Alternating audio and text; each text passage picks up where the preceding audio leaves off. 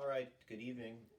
Coming to you again on the Pearl of Great Price channel. It's Holy Saturday evening, and I hope you'll find this little lecture informative and perhaps something to concentrate on during this period when we are waiting for the celebration of Easter Sunday.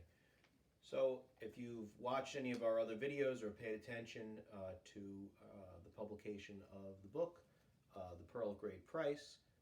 The Pearl of Great Price is a play that I've written that tells the story of the sack of Rome and the capture of Pope Pius VI by revolutionary France in 1798.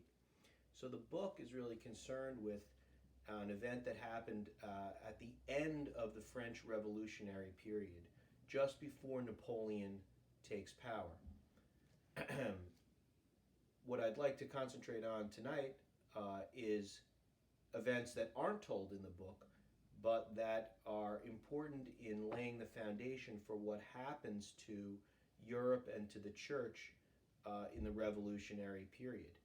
So tonight, for your educational edification, I'm going to talk about the famous suppression of the Jesuit order in Europe in the mid and late 1700s.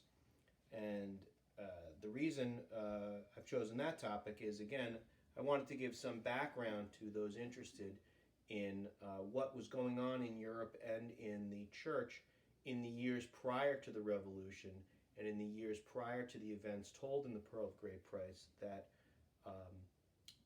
are important and sort of laid the foundation for what would happen to the church during the Revolution and what would happen to the church after the Revolution. One of the reasons I wrote this book and chose this topic is because I think it helps anyone who's interested in the history of Catholicism and in understanding the modern world to begin to get a sense of how the church ended up to be in the position it is in today, really how the whole modern world and modern political world came about. So these are seminal events that have a lot of relevance, I think, to our political and ecclesial culture today. The suppression of the Jesuits is one of those events that many Catholics know occurred, but very few know anything about, and very few realize how important the events around the suppression of the Society of Jesus are to understanding how the church ended up to be the way that it is today. Because the world in the 1700s, the church world, the ecclesial world, the political world, was so radically different than what we, especially we Americans, have as a frame of reference today. The Society of Jesus is an order of priests and brothers. Still exists in the church today, of course. I believe it's still the largest religious order in the Roman Catholic Church today. It was founded in 1540 by a man named Ignatius of Loyola, who dedicated his order to the efforts of the papacy in the Catholic Counter-Reformation. That is, in the efforts of the Roman Catholic Church to counter and fight against the Protestant Reformation that was sweeping Europe. The Jesuits, as I said, founded in 1540, become this unique religious order in the history of the church and grow very fast and stand out as the ultimate soldiers of the papacy. They are dedicated to the Pope in a special way. They are independent of the structures associated with traditional religious or monastic life.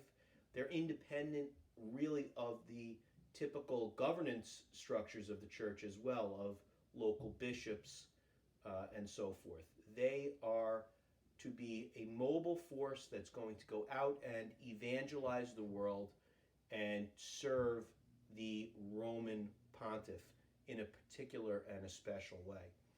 The order grows very, very rapidly and becomes really the premier arm of the church in terms of education, in terms of evangelization, major impact on theology, on moral theology in particular. It really becomes a very powerful force in Europe, including in the politics of Europe. By the mid 1700s, the mid 18th century, the political world in Europe is changing, heavily influenced by the Enlightenment. Uh, the Catholic kingdoms of Europe, although retaining that moniker that they are Catholic kingdoms with Catholic monarchies where church and state are united, actually become rather influenced by 18th century Enlightenment thinking. And an effort grows in these countries throughout Europe to allow the states, to allow the civil power really to triumph over the ecclesial power, and to put the church under the state, to control the church in a way that had not been thought of in the past. The Jesuits are seen as the great counterweight to that Enlightenment effort because, as I noted, they are particularly associated with the Pope. The Pope is both a religious and a political figure at the time. The Pope rules the papal states in Rome. He's actually the head of the oldest monarchy in Europe. The papal states in central Italy were 1,000 years old, going back to the time of Charlemagne. So he actually outranks, in a formal sense, all of the sovereigns of Europe. He is the oldest of the sovereigns. His political power dates back further than that of any of the ruling houses of the great Catholic countries, Spain, Portugal, France, and the other smaller countries that are ruled by Catholic monarchs. So the Jesuits are the arm of this sovereign whom political forces come to feel is a threat to their own primacy and into the primacy of their nation states. And because these thinkers and these politicians have been influenced so heavily by the Enlightenment, they really don't have much of a use for Christianity in any event, and they seek to marginalize it and control it. In the 1750s, a movement begins in Portugal to deal with the Jesuits, who are very, very powerful, as I mentioned. They are not only running schools, colleges, advising kings and other important figures, they're also very, very active in the New World, very, very active in evangelization in the New World, in essentially setting up new societies as sort of political subdivisions within the Spanish and Portuguese empires. This is resented. And a man called the Marquis de Pombal, who's really one of the great villains in the history of the Catholic Church, he leads a movement in the 1750s and early 1760s to get rid of the Jesuits and expel them from the life of Portugal and its empire. And he manages to do so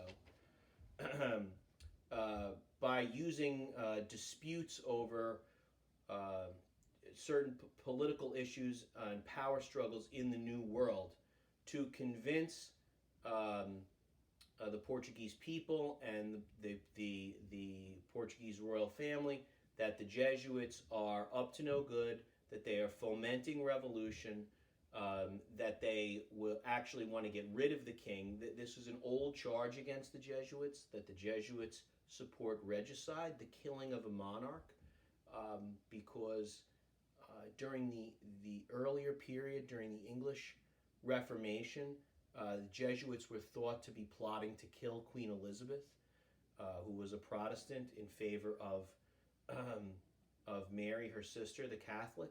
And that charge that the Jesuits actually were plotters, were conspirators, and believed in the morality of killing the sovereign, that haunted them down through the decades and the centuries. And it comes to be used against them now in the middle of the 18th century. And it's this man, the Marquis de Pombal, who is the king's right-hand man, sort of the prime minister of Portugal. He succeeds in having the Jesuits thrown out of Portugal and its dominions in 1758. He does so against the wishes of the Pope at the time, Benedict XIV, who's very, very angry about what happens in Portugal, and actually diplomatic relations break off between Portugal and the Holy See until 1770. But this power play in Portugal sets in motion a series of events across Europe. And next to fall is France. And France was the most powerful country in Europe and the most important Catholic country in Europe at the time. And the same sorts of issues that were used to get at the Jesuits in Portugal are used to get at the Jesuits again in France. A legal dispute arises about the Jesuits' liability to pay certain debts that had been incurred by Jesuit missions, French Jesuit missions in the New World. Legal proceedings are brought against the French Jesuits in France itself, claiming that the Society of Jesus, the Jesuits, must pay these debts. The courts find against the Jesuits, and the Jesuits appeal the verdict against them to the Parliament of Paris. Now, without going into a lot of detail, the Parliament of Paris is this very ancient judicial and legislative body, as it represented Paris and the areas around Paris. And at the time that the Jesuits appealed to this body, the Parliament of Paris, the Parliament of Paris is dominated by the Jesuits' old rivals in France, known as the Jansenists. There is a whole other lecture in history about the friction between the Jesuits and the Jansenists, but for our purposes tonight, what you should know is by the time that this dispute arises in the in the 1760s, the Jansenists are sort of the out crowd. They are anti-royal, they are anti-Rome, because both the French monarchy and the papacy had long since condemned the Jansenist approach to Catholicism. By this period, it's no longer really a theological or religious or spiritual movement, Jansenism. It's a political movement. It's an anti-establishment movement of the group that doesn't like the king, doesn't like royal authority, and also tends to be influenced by the Enlightenment and tends to be very anti-papal, all stemming from events that had happened decades earlier, but has morphed by this period into what I said. Against the royal family, against the overweening authority of the king, and against the reach of the papacy into France. These are people who support the so-called Gallican Church, the independent French church, the French national church, and many of them are also influenced by Enlightenment thinkers like Voltaire and his compatriots, people who, again, really don't like Catholicism, don't like the role Catholicism plays in French society, and see the Jesuits, of course, as the leading exponents of papal Roman Catholicism. Now they have the Jesuits in their sights because the Jesuits are involved in this legal dispute, and they've appealed to this body, the Parliament of Paris, that is dominated by these these Jansenists and these Enlightenment thinkers. And they use this legal case, again, to foment a great upheaval against the Jesuits in the country, using a lot of the same charges of that they are agents of the Pope, that they are subversives, um, that they are teaching people erroneous doctrines, that they hate the Gallican Church, and they stir up a major political controversy over these types of issues, and they're aided in it by the longtime paramour of the king, King Louis XV, the famous or infamous Madame de Pompadour. Madame de Pompadour doesn't like the Jesuits because the Jesuits will not grant absolution to her or the king because they continue to live in an adulterous arrangement. And she's quite annoyed by this. The rest of the royal family, by the way, very close to the Jesuits. In fact, the French royal family, very, very pious group of people, going back to into the 1600s and so forth. You really would find a genuine religious fervor and piety within the French royal family, the Bourbon family in France.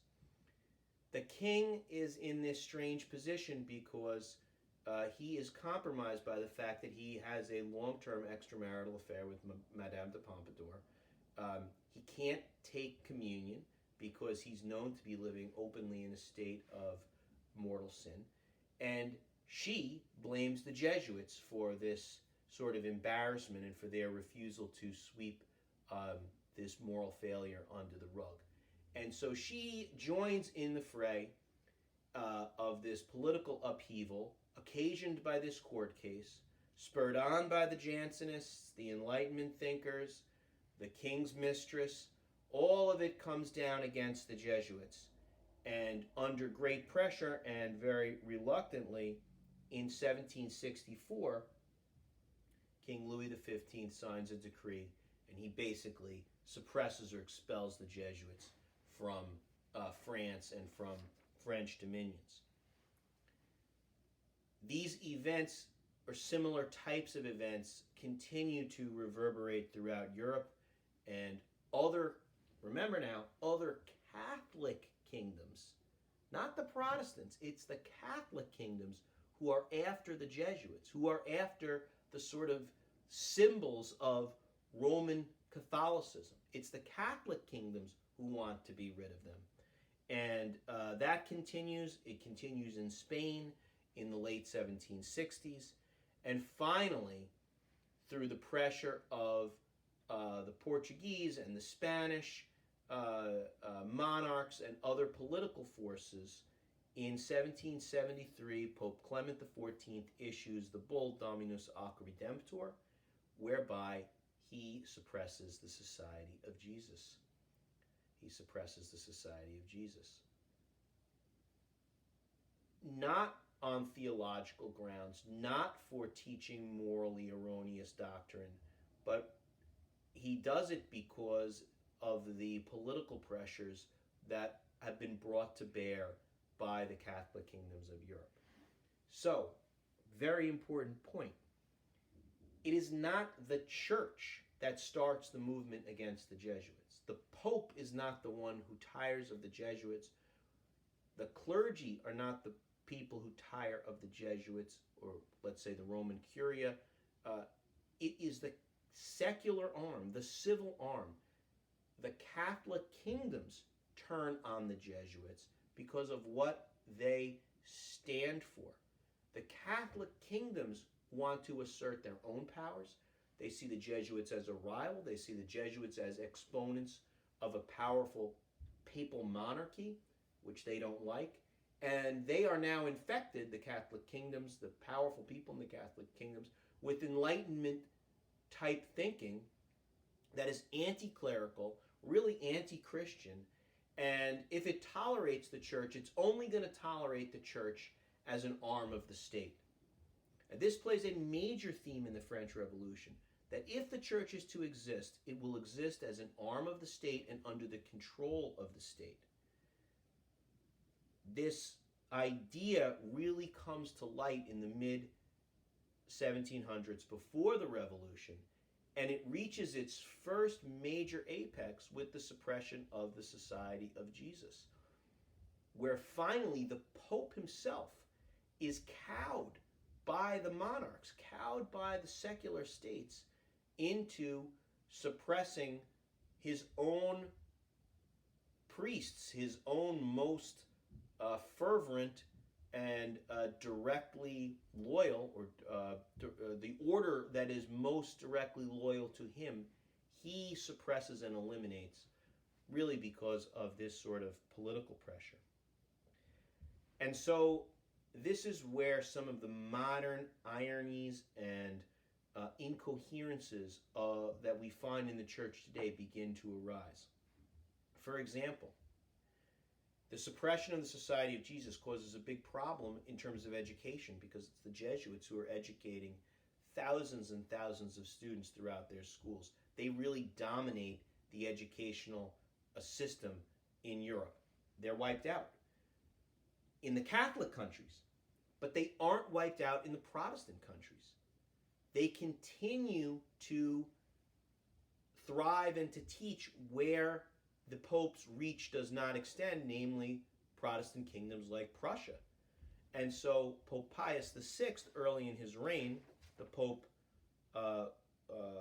whose last years are covered in the book, early in his reign finds himself in the bizarre position of having to treat with the King of Prussia, who has the Jesuits educating his best students, where the Pope is basically saying, we really don't want that happening. In other words, we don't want Catholic priests teaching people in a Protestant country. It makes absolutely no sense. And the Protestant monarch is protecting the Catholic priests. So it causes this very odd and incoherence, all due to political influence, where the Pope and the Church are on the wrong side of their own priests and of their own evangelical efforts.